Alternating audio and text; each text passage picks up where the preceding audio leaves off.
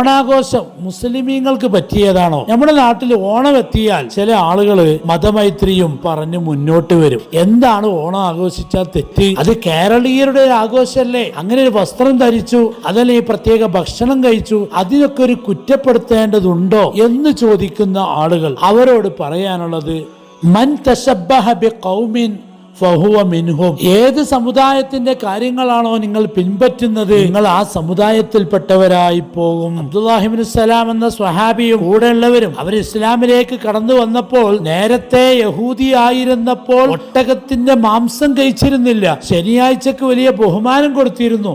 ഇസ്ലാമിലേക്ക് കടന്നു വന്നപ്പോൾ ഇതിങ്ങനെ തുടരുന്നത് കണ്ടപ്പോൾ അല്ലാഹു തആല വഹി അറിയിക്കുന്നു, ഉദ്ഖുലൂ ഫിസ്സിൽമി കാഫ. നിങ്ങൾ പരിപൂർണമായി ഇസ്ലാമിലേക്ക് കടന്നു വരണം. ഒരു കാലം അവിടെ, ഒരു കാലം ഇപ്പുറത്ത്. അത് പറ്റില്ല.